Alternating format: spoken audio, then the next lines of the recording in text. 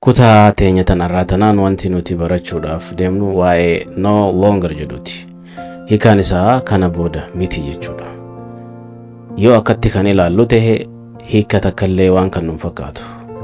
Garuu haasawa keenya kan nuti guyyaa keessatti goonu keessatti akkaan barbaachisaa kan ta'edha jechuudha. Mee waan hundaafuu itti seennee fakkeenyota wajjin haa ilaallu. Fakkeenyi inni jalqabaa maal jedha? That is no longer possible jedha. That is no longer possible. Possible Britishin akkasitti yoo kan jettu taate possible jette Amerikaanonni. So ootana gara aatti dubbisanii jechuudha. That is no longer possible yookiin immoo possible jennaa jechuudha. So hiikaan isaa maali? Kana booda sun hin danda'amu jechuudha.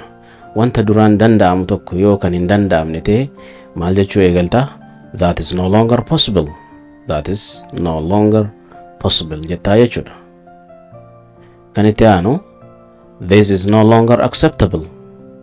Isa kana akkam jennee dubbisna? Acceptable akkuma afaan Oromootiin gartan this is no longer acceptable. Acceptable jenna. Kuni kana booda maal hin qabu jechuudha? Fudhatama hin qabu jechuudha. Wanta duraan fudhatama qabu yeroo booda yoo fudhatama dhabe maal jettee haasofta? This is no longer acceptable jettaa jechuudha. Fakkeenyi inni itti aanu this is no longer tolerable. Tolerable jennee dubbisna jechuudha kana. Akkuma agartan kana jechuudha. This is no longer tolerable jennaa jechuudha.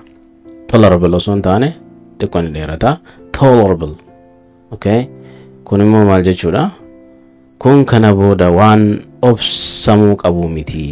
Obsa fixanneera yoo jedhe nam tokko fakkeenyaaf akkuma addunyaan beektutti nam tokko yoo obsa wanta san isa fixachiise hiriira ba'a. Akka biyyaa ta'e hiriira waan sanitti ba'a. Okay? Akkuma agartan kana hiriira baha jechuudha.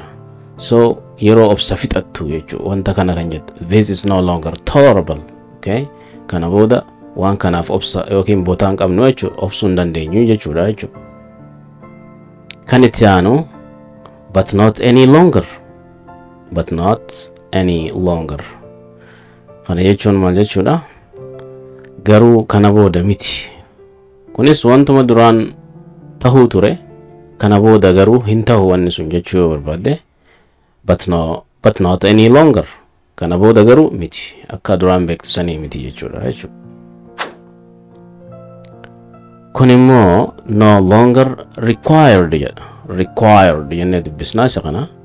Akkuma jala kaa'e kanatti no longer required. Okay?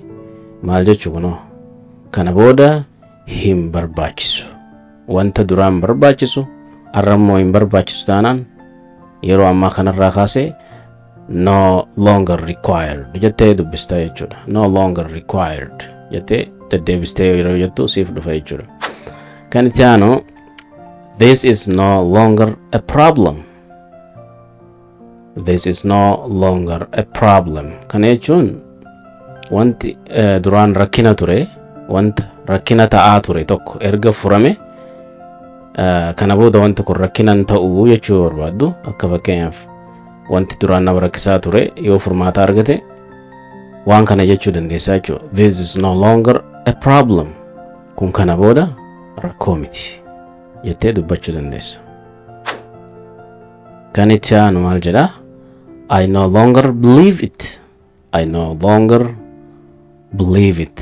Akkuma agartan kana I no longer believe it. Maal jechuudha? Kana booda hin amanu. Wanta duraan amanaa turte guyyaa keessaa yeroo garagalu hin amanu jechuu kee ibsuudhaaf maal si barbaachisaa? Hima kana si barbaachisaa jechuudha. I no longer believe it.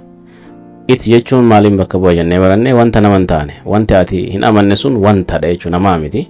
So kanaaf it jennee I no longer believe it jettaa jechuudha. Kana booda ani hin amanu. Okay? Yoo wanti ati hin amanne sun nama ta'e yoo nama ati kallattiin itti dubbachaa jirtu yoo ta'e I no longer believe you. I no longer believe you.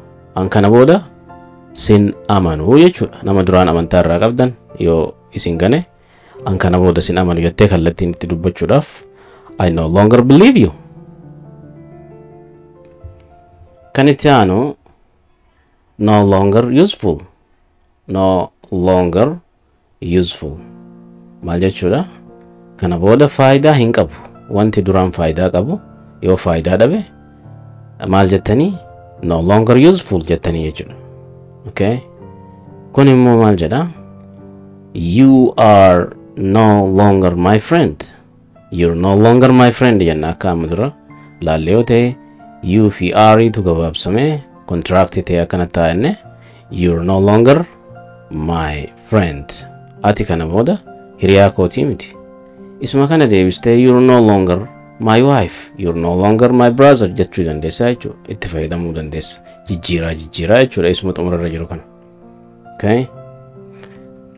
Kun immoo maal jedha? You're no longer my brother. You're no longer my brother jedha jechuudha.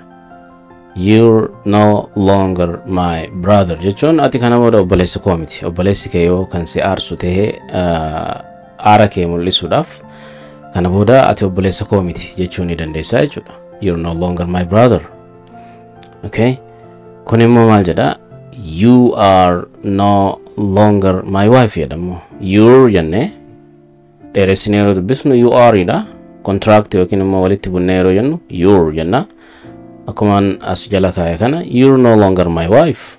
Jaarsi immoo jaartitti yookiin immoo abbaan manaa haadha manatti yeroo aaru akkana jechuu danda'a jechuudha aara isaa ibsachuudhaaf. Ati tana booda haadha manaa koo miti. Haati manaas abbaa manaa asirratti maali yoo abbaa manaatu jedha kana haadha manaa taate you're no longer my husband jettiin jechuudha. Abbaan manaa maal jedha? You're no longer my wife. Ati kana booda haadha manaa koo miti jedha. Yommuu kana irra deddeebitanii jechuudhaan qabattanii jechuudha. You're no longer my wife. Abbaa manaa yoo ta'e haadha manaa yoo taate you're no longer my husband jettiin jechuudha. Walumaa galatti barumsi keenya kan irraa isa kana fakkaata. Yaada yookiin immoo commentii yoo qabaattan as jala nu kaa'aa isiniin jenna. Nagaan tura.